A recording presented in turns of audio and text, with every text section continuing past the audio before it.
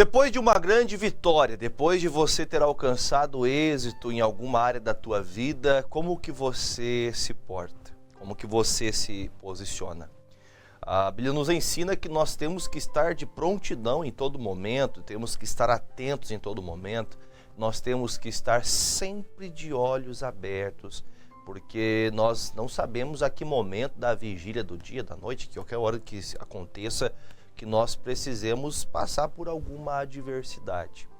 Às vezes nós temos passado dias que nós não entendemos, né?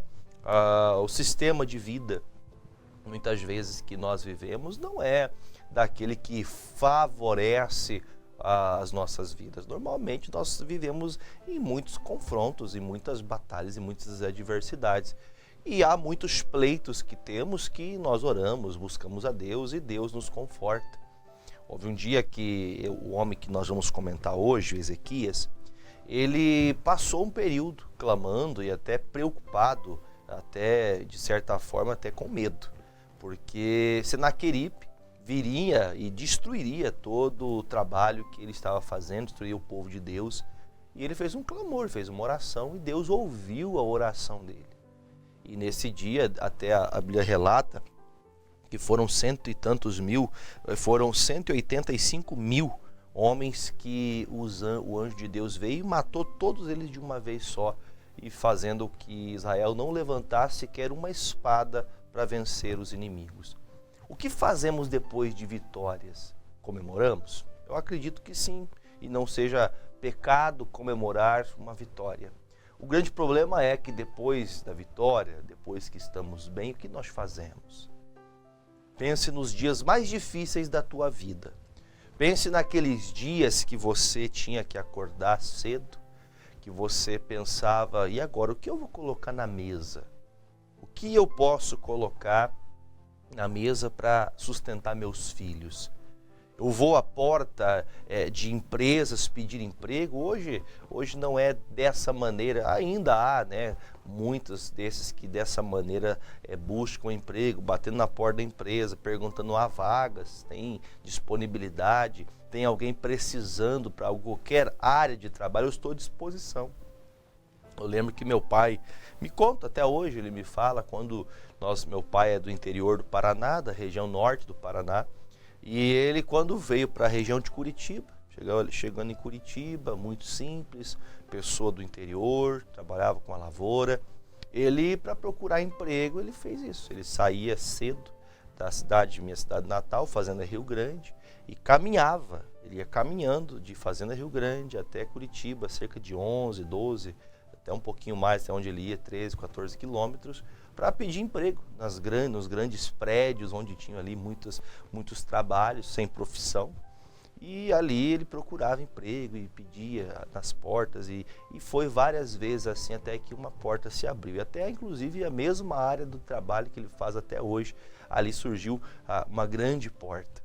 Mas quando nós vencemos, quando chegamos a algum objetivo, nós ficamos realizados, ficamos felizes. Então, veja que os tempos mais difíceis da nossa vida é o tempo que nós mais nos aplicamos a crescer. O tempo que nós mais sofremos, o tempo que nós mais padecemos, é o tempo que nós mais se dedicamos. Então, as vitórias são muito importantes para a nossa vida, né? É muito bom estar vencendo.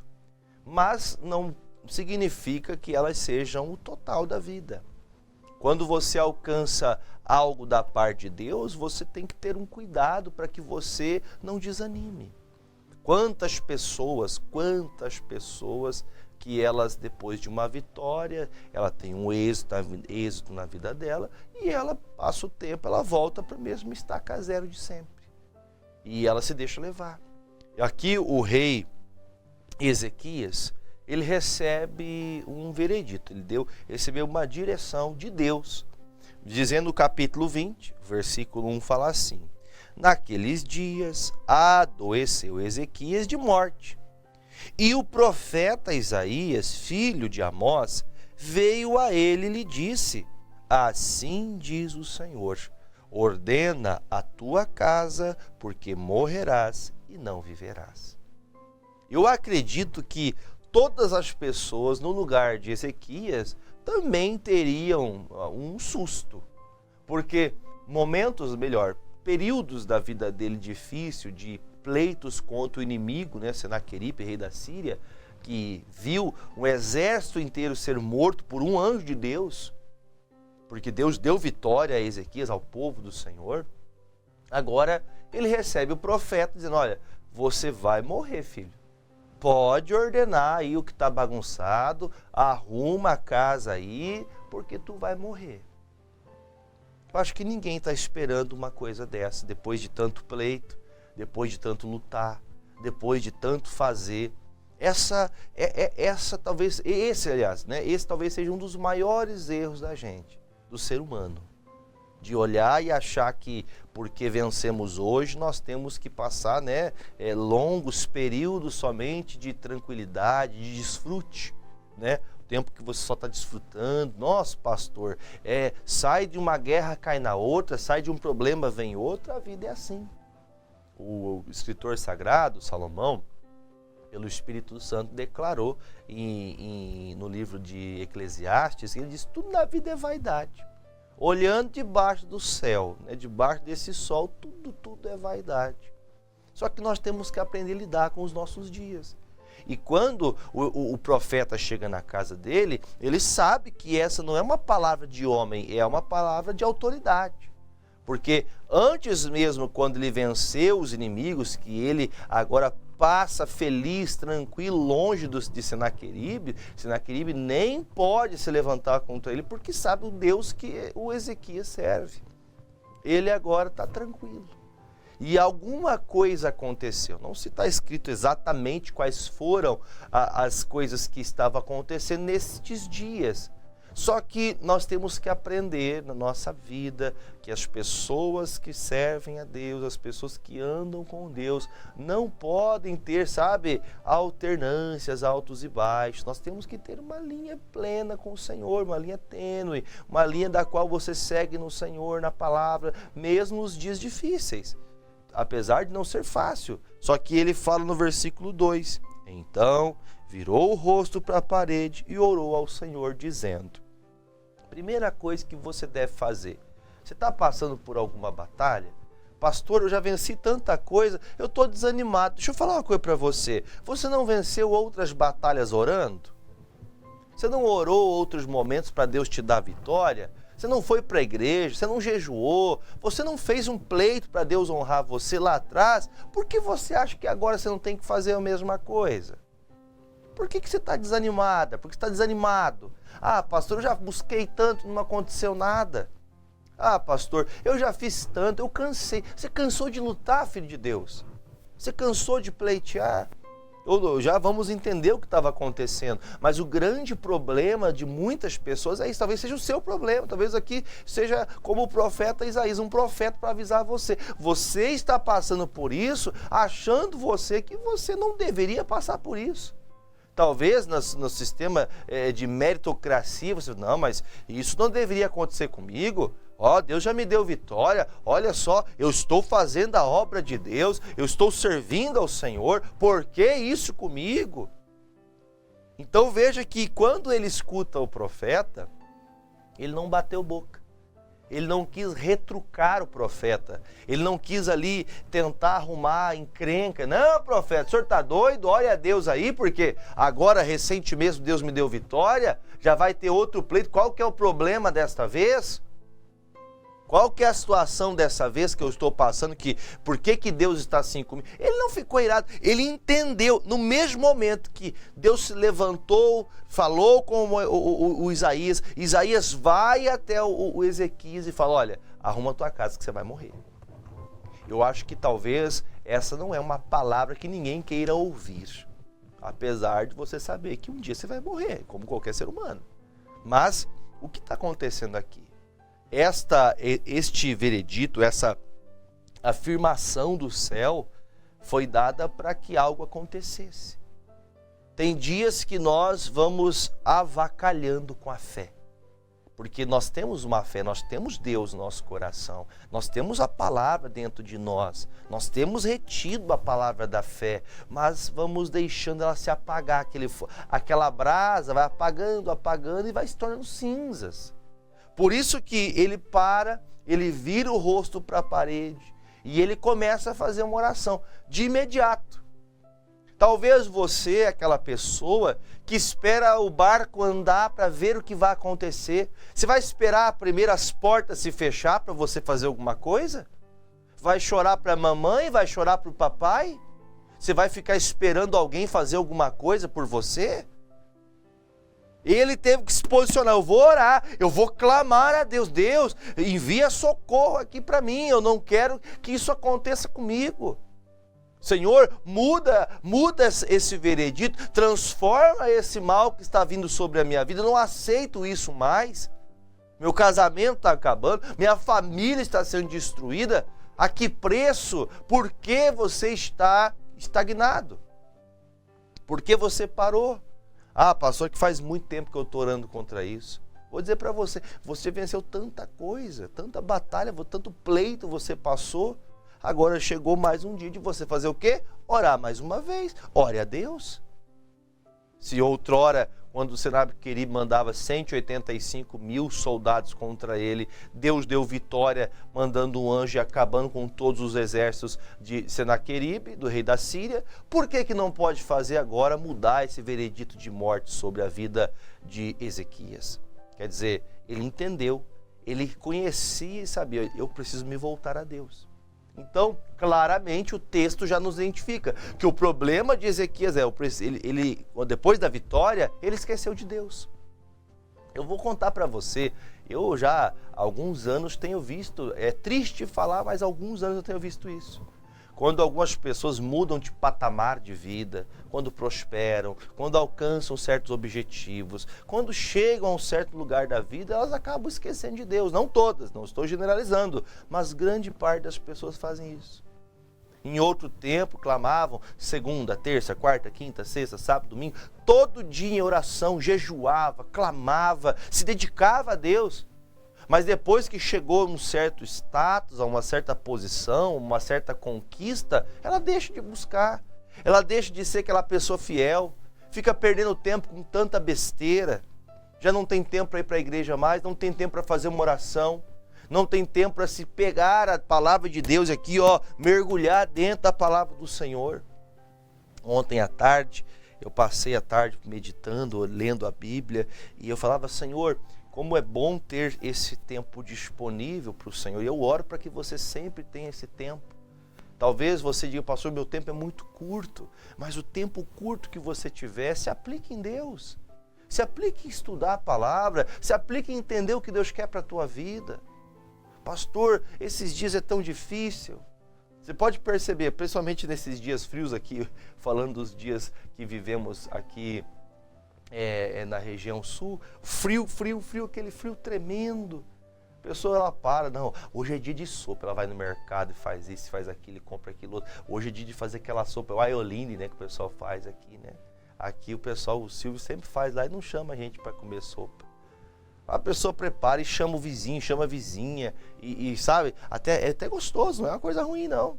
Mas ela consegue tempo para tudo, mas para tirar que seja um tempinho que seja para Deus. E eu digo que um tempinho é coisa pequena, no sentido de você tirar um tempo para você se dedicar de verdade. Para você não chegar assim, Deus, olha a oração, eu chamo a oração da fome, né? Lá em casa, às vezes, meus filhos ali na oração, um abençoa a comida, abençoa ali a família, e eu sempre digo, né? A minha filha mais nova, minha filha do meio, né? Ela fala assim, Deus abençoa a comida, amém. A oração da fome. Você chega até Deus, lê 2 versículos, fecha a Bíblia, você nem lembra o que você leu, você nem entendeu o que Deus quis falar com você. Depois de vitórias chegadas até você, você tem que tomar um cuidado, porque se você baixar, se você deixar de buscar, se você deixar de orar, facilmente você desprezará a Deus, você ficará fraco espiritualmente.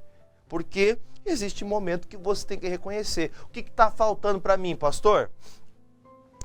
O que o Ezequias entendeu que faltava para ele? Orar. Ele precisava voltar a orar. O que está faltando para você, mulher? Ah, pastor, está faltando para mim ter 5, 6, 7 horas a mais na noite para me dormir pelo menos mais 4, 5 horas por dia. Ah, pastor, o que falta para mim é ter 3 dias no final de semana para descansar mais. Pastor, eu acho que a gente tinha que descansar 6 dias e trabalhar um só. Inverter, né? Peraí, mas isso está errado. Não é uma base, não é o que o Senhor nos ensinou. E talvez por buscar coisas desse sentido, você não tenha tempo. Você está tão disposto a buscar esse desejo seu, pessoal, que você acaba esquecendo de buscar aquilo que Deus quer. Então Ezequias entendeu. Ah, está faltando eu orar. Então ele foi orar. E na oração dele, ele ali tem um quebrantamento. Ele esquece da religiosidade, esquece do pastor, inclusive do próprio Isaías. O Isaías dá a palavra, o pastor não tem que falar, o pastor que manda. Não, o pastor deu a palavra. Eu, por minha vez, tenho que me posicionar. Eu tenho que me posicionar diante de Deus. A palavra de Deus é, você vai morrer.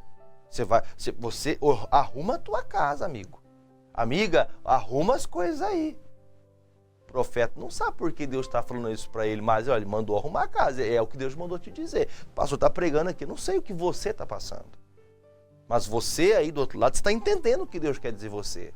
Aí ele diz, né, a oração dele. Ele começa, né, aquele pesar. Ah, Senhor, se servido te lembrar de que andei passado diante de ti, em verdade, com o coração perfeito, e fiz o que era reto aos teus olhos. E chorou Ezequias muitíssimo. Ele não chorou só porque estava na presença de Deus. Ele chorou de arrependimento. Ele chorou porque as próprias palavras dele identificam. As próprias palavras dele identificam o momento que ele está vivendo. Ele fala, Senhor, lembra que em outro tempo eu te servi com o meu coração. Existe como servir a Deus sem o coração? Sim, existe. Como que existe, pastor? Nós ouvimos, até aprendemos ontem, o rei Amazias, ele servia a Deus, mas não de coração inteiro. O que o Ezequias está falando? Em outro tempo, meu coração era só para o Senhor. Se pensava em família, Deus estava à frente. Se pensava em prosperidade, Deus estava à frente. Se pensava na saúde, Deus estava à frente. Se pensava ao futuro, do qual nós muitas vezes planejamos, Deus estava à frente, Deus está no controle. Mas o que ele fala é, Senhor, em outro tempo, em outro período da minha vida, o Senhor sabe que eu fui muito fiel, que eu fui de coração inteiro. Então esse reconhecimento já nos faz entender que esses dias, talvez não muito obstante, não muito tempo depois da vitória, mas não muito tempo depois ele já tem essa dificuldade. Olha só como que é a nossa vida, a vida de quem serve a Deus tem que ser uma vida constante. Porque um dia que você baixou a guarda, que você deixou de lutar, que você deixou de orar, que você deixou de se colocar, de se posicionar, de ir para a igreja, de fazer essas coisas que te levam para perto de Deus, o coração verdadeiro e fiel, de amor, de sinceridade, você vai adoecendo. E diga-se de passagem, essa enfermidade era uma enfermidade seríssima, era uma chaga, era algo mortal. E quando ele começa essa oração, ele olha para a parede, ele chora. Ele clama, Senhor, lembra do que eu fiz. Lembra que em outro tempo eu fui fiel. Eu vou perguntar para você, você vai esperar chegar o veredito, acabou, para você fazer alguma coisa? Não, pastor, eu estou fazendo a minha parte, pastor. Não, todo dia. Irmão, amigo, vamos para a palavra aqui, ó.